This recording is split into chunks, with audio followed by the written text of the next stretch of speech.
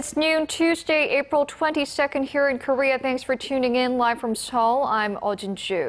Good to have you with us. I'm Mark Broom. It's now the 7th day of search and rescue operations for those on board the sunken Sewol-ho ferry.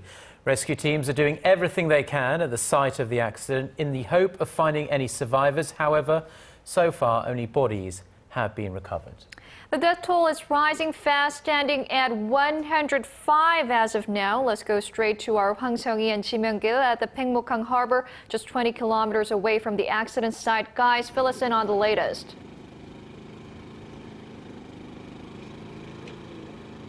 Jinju, as you just mentioned, the official death toll continues to rise rapidly, but most of the bodies coming in have yet to be identified, but they do come with very, very detailed descriptions like what they were wearing, the length of their hair, or even the shape of their earrings. The family members of the missing who have been camping out here are now gathered in front of that list, trying to match the details with their own loved ones. That's right, and it is heartbreaking to see as parents break down into tears when it is confirmed that it's their child's body. But as I was watching, some family members shouted at reporters saying that they should respect their privacy and not to reveal the identities of their sons and daughters.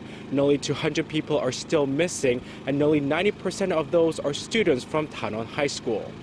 But the weather does seem to be clearing up now, and more divers will be participating in today's search and rescue operations to take advantage of the neap tides that have started. This was Hwang and Myung-kil reporting from Paengmok-hang harbor. The rescue teams discovered dozens of bodies overnight on the 3rd and 4th floors of the ferry, but they believe most bodies will be found in the cafeteria. We'll get more details from our Kim Hyun-bin standing by at the Central Disaster and Safety Headquarters down in Chindo Island. Hyun-bin, what's the latest?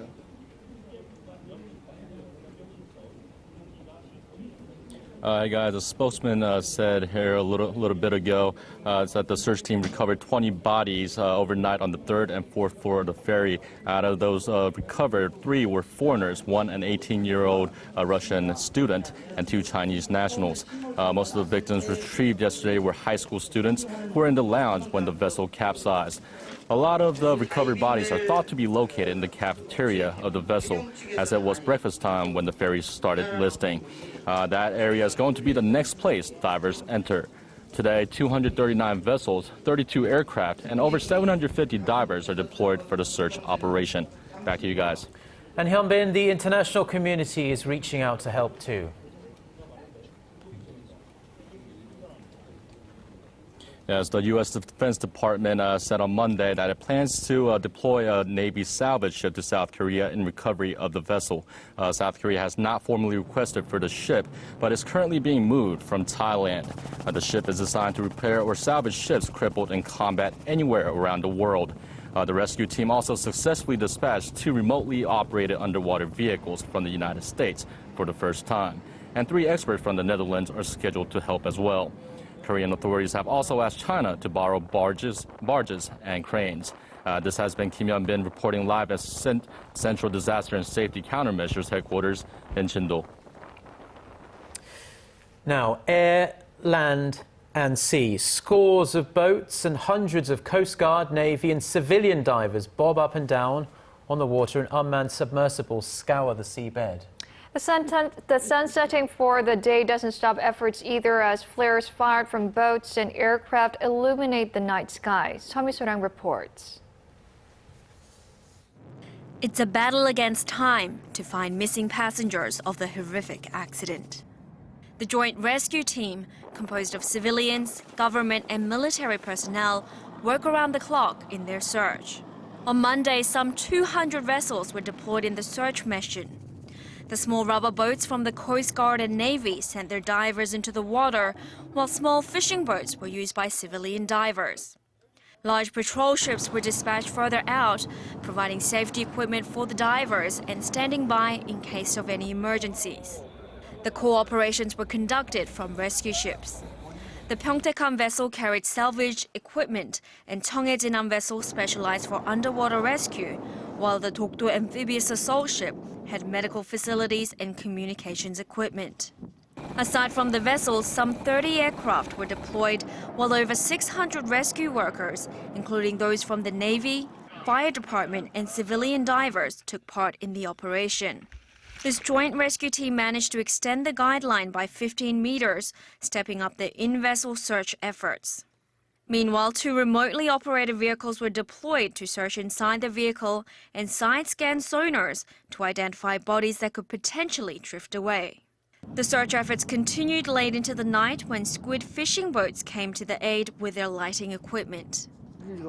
We're keeping the fishing lights on here all night to help the rescue workers during their search. Joint search efforts continue in order to find each and every person and return them to their loved ones.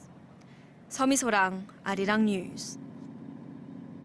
Hundreds of divers have been very heavily involved in the search and rescue operations, and the harsh conditions they face have been well documented. Poor visibility, strong currents, and having to bring up the bodies of so many young students makes their work not only physically but emotionally exhausting. Park Ji-won reports. A rescue diver from the Korean Navy Ship Salvage Unit goes into the water with hopes of finding survivors or the bodies of the fallen. Under the surface, their visibility is limited. Pitch black really, save for an area about 20 centimeters in front of the divers' faces. The situation worsens at night. Despite the help of flares and lighting from fishing boats, divers can barely see, relying instead on distance lines or guidelines. Those lead them inside the sunken ferry and then back to safety. There are hundreds of Navy and private divers on the scene, but each guideline can only be shared by 2 divers. In the early hours of rescue operations, just 3 or 4 divers were able to get into the water because just 1 or 2 guidelines were set up. High waves and strong currents also hampered the rescue operations in the first 48 hours after the accident, which is so-called golden time for rescue operations. After numerous failed attempts, divers finally got inside the ferry on the 5th day of the tragic accident with the help of 5 guidelines that were set up. With tighter currents and waves coming this week, search operations have accelerated. However, divers are still at risk. They face the risk of decompression sickness, known as diver's disease, which took the life of a Navy diver who was participating in search and rescue efforts following the sinking of the warship Cheonan 4 years ago. Despite such risks, rescue divers continue to go into the water with faint hopes of finding a survivor, even though it's now been days since the ferry sank. Park Ji-won, Arirang News. Now, with no new updates of more survivors, the families continue to wait for any news of their loved ones who are on board the ill-fated ferry. They have been huddled in an indoor gymnasium near the accident site in Chindo, many of them in deteriorating health conditions. Our Hwang joins us live from the auditorium. Jie.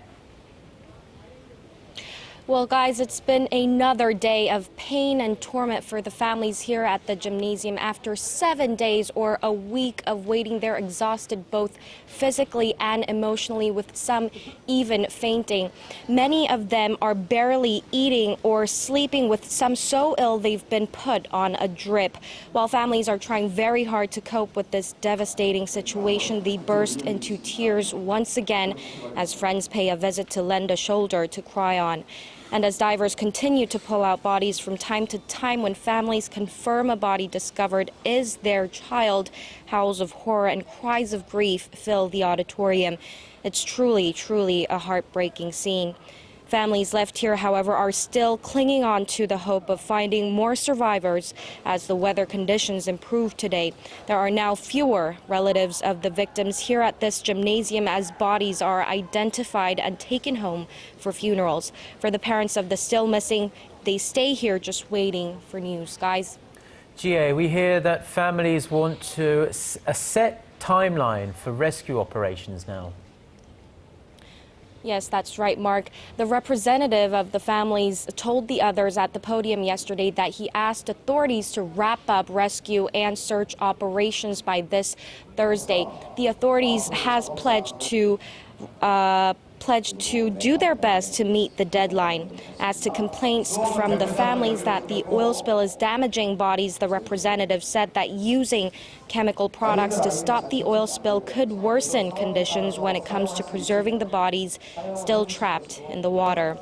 He went on to say the first priority is still rescue operations. This has been Hwang reporting live from the Jindo Gymnasium.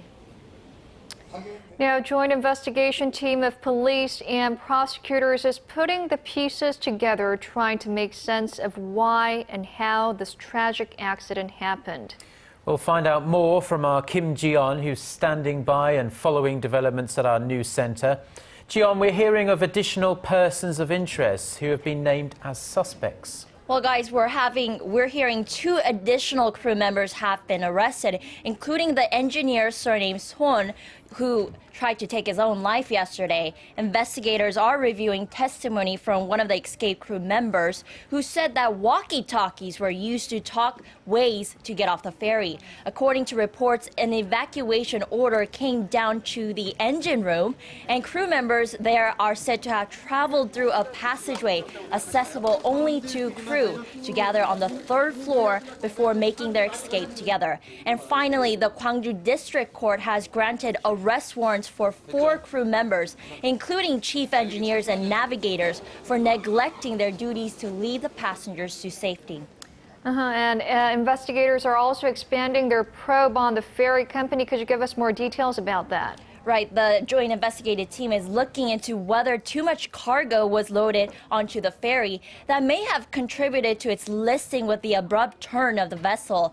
Also, the investigative team is planning to expand their investigation into whether it was illegal for the ferry to be restructured to include more cabins and hold more people, and whether the captain and the crew had received sufficient safety training. The country's financial watchdog and the National Tax Service also have started their investigation into the Cheongjin Marine Company and the family of the company's owners to see whether they have been involved in illegal transactions or have evaded their tax obligations.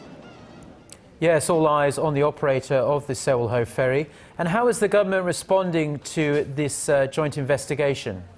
Well, Prime Minister Chung Won says that the government will come up with a master plan to uphold safety regulations.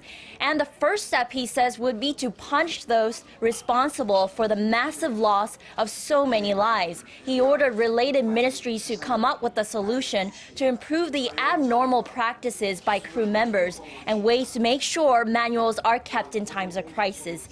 The Prime Minister asked business entities themselves to check if they are keeping safety regulations during the next 2 weeks. He warned that there may be an impromptu inspection after that period. I'll give you more updates on the ferry disaster later today. Now, when the Sewol-ho ferry first ran into trouble, most of its passengers followed the instructions given to them by the ship's crew and just stayed put inside the ship. Right. This piece of information has confounded foreign maritime experts who say that decision and the indecisiveness on the part of the captain and crew likely doomed hundreds on board. Our Yudian has the details. Maritime experts describe the announcements on the Sewol-ho ferry instructing people to stay in their rooms at the time of the accident as totally incomprehensible. In 99.9% cases, the crew is on top of it. They are well trained and they are able to evacuate the ship in plenty of time. The retired Commodore says it is unacceptable that the captain completely failed in his duties to take control during the crucial moments after the accident. Key decisions should be made within the captain's mind within 5 to 10 minutes. As soon as he gets a report from all departments of the ship and assesses how much damage is done to the vessel itself. Logs show that the captain of the Sewol-ho ferry, Lee Jun-seok, delayed evacuation for at least 30 minutes after the ship began to capsize. Others say the announcement telling people to stay where they were actually made the situation worse. Mario Vitone, a former U.S. Coast Guard maritime accident investigator, says if those announcements were not made, the passengers would have gone to the deck to see what was going on. Thad Allen, the former head of the U.S. Coast Guard, also says common sense dictates that when a situation is deteriorating, the crew needs to give up on trying to save the ship and pour efforts into saving the passengers. Yurian, Arirang News. The Sewol-ho ferry disaster has raised serious questions about safety awareness here in Korea. Authorities have vowed to punish those responsible for the accident to the full extent of the law. However, records show that in Korea, those who violate maritime regulations are often barely punished at all. Connie Lee has more. Coast Guard officials flip over a boat after knocking on it in search of survivors. 7 crew members were found dead in this hit-and-run accident.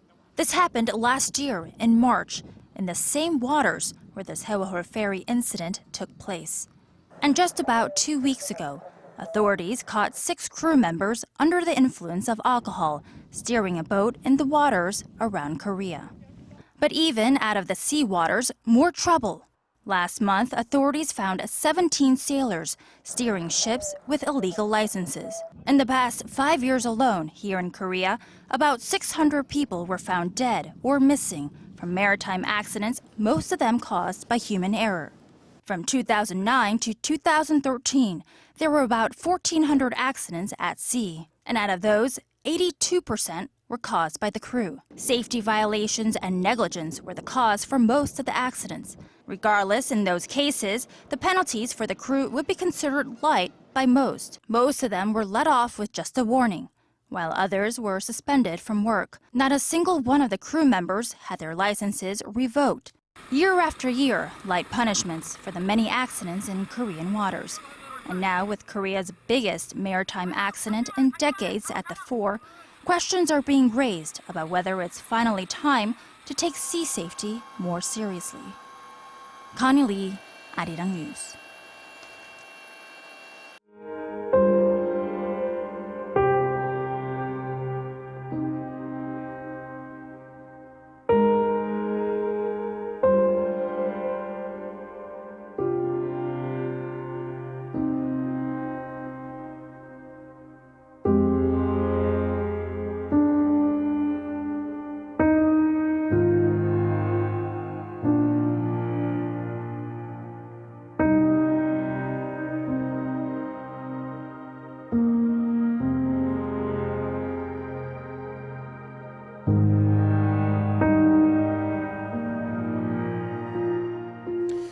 Now, as the death toll continues to rise as the day progresses, local hospitals near the accident site and in the city of Ansan, the home to students that were on board the ferry, are working around the clock 24 hours a day to receive the identified bodies. Our Kwon Soa is out there at the hospital. Soa, what's the latest there? Around an hour ago, parents of the survivors that were on board of the ferry made an appeal to the public in front of the Ansan Office of Education, that is, and they asked for swift rescue operations, while they also criticized the media for its indiscriminate reports on this incident and asked for all of society to help them in this difficult time. Now, yesterday, representatives of the families asked authorities to wrap up search and rescue operations by this Thursday. The authorities pledged to do their best to meet the deadline. And so I understand funeral processions are currently taking place at that hospital. Yes, a total of 11 victims were or are expected to be released today. Now, a couple of hours ago, I was near the funeral hall here at the Korea University Ansan Hospital, where a 17-year-old male student from the Danwon High School was being released, and it was very, very painful hearing the families cry. Now, as the day is progressing, more mourners are visiting the hospital to pay their respects to the deceased that earlier arrived here at the Korea University Ansan Hospital. Not only acquaintances, but many other citizens expressed their condolences too. Around 70 students who survived the ferry accident are being treated here at the hospital. Many of them are suffering from mental stress and depression, but the director of the hospital said in a briefing Monday that their conditions have improved since they arrived here. Sophomores and seniors of Tanwon High School here in Ansan are expected to return to their classrooms on Thursday as the school will reopen its doors to let them return to their daily lives. Yeah, so we hear that a group memorial altar will be set up in Ansan near the hospital you're at so that people can say their last goodbyes and pay respects. Yes, that's right. That altar is going to be set up at the Ansan Olympic Memorial Hall for the students of the Tanwon High School that passed. So that is around 10 minutes away from the hospital here. So families and friends will be able to pay their respects there from Wednesday. Now, in the city of Incheon, where the Sewol-ho ferry left the shore, another group memorial altar at the International St. Mary's Hospital will be built too. Now, some parents have delayed releasing their children after requesting an autopsy to find out the direct cause of death. Now, this has been Kwon Soo-ah reporting live from the Korea University Ansan Hospital. The families of the missing Hwang search operation speeded up before the neap tidal cycle comes to an end around Thursday. But in their time of need, the entire nation is reaching out to comfort the families of the victims and show their support. That's right. Thousands of volunteers, young and old, and from all around the country have travelled to the site to offer them a shoulder to lean on. Myung-kil tells us about them. Now entering the 7th day since the ferry accident, families who have yet to find their loved ones continue to wait in undescribable sadness. And to offer comfort and help, many have come together from across the country. Many groups are also on site, busy providing support in the rescue operations. 119 rescue workers from across the country have given up their holidays and gathered in Jindo Island to help transport patients.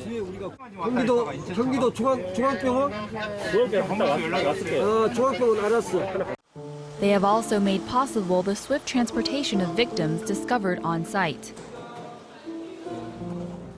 There are also many volunteers who are ready to jump into the waters to help in the rescue operation. Former members from Special Forces are one example. 만약에 저기 나가 활동을 신분 5분이 다시 와서 교통 나가면 여기 5분 나갈 수 있다는 아 우리가 거기 구경하려고 만약에 시시라 있으면 시시라 Meanwhile, civilian divers draw up plans at the port for the rescue operation. 모터보드가 있어요. 조그만 보드. 그걸 해서 2대씩 줄을 줄 거예요. 닷을 줘서 어떻게 하느냐? 여기다 하나 딱 닷을 떨구고 그 배로 끌어서 이렇게 끌 거예요. 줄을 또 하나는 이쪽에 떨궈서 이렇게 끌 거예요. 그럼 요 맞아지는 부분이 있잖아요. 여기다 묶을 거거든요. Shortly after news about the accident broke, these volunteers rushed over to the Jindo Island area to aid in the search and rescue operation.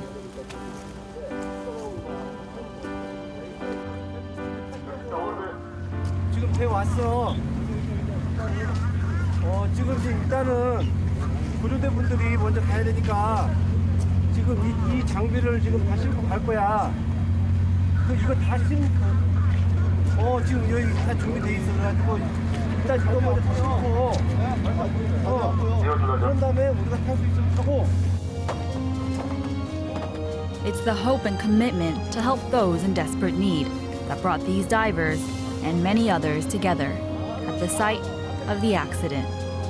Sung-hee, Arirang News.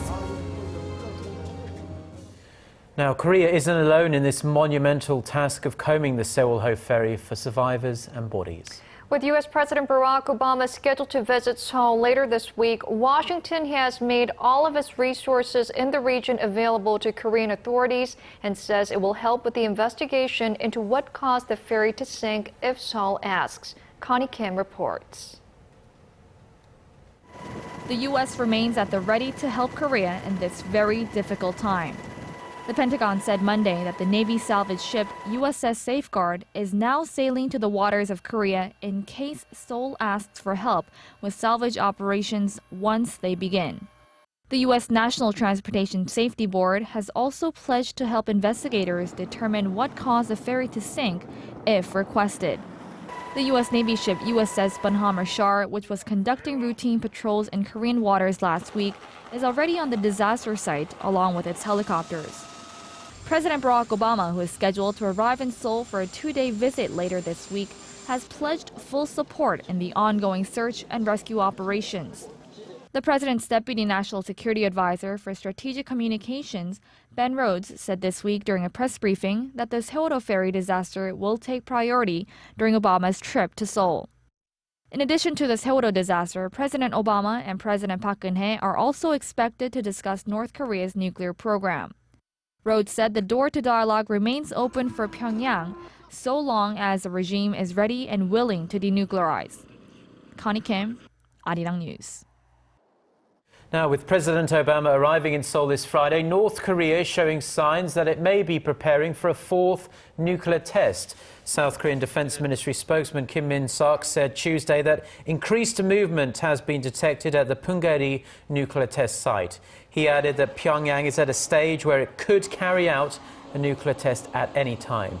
South Korea and U.S. forces are closely monitoring the situation, and the South's Defense Ministry and the Joint Chiefs of Staff have also set up an integrated crisis management task force to prepare for any possible tests. Experts have speculated recently that a fourth nuclear test could be in the works ahead of Obama's visit to Tokyo and Seoul this week.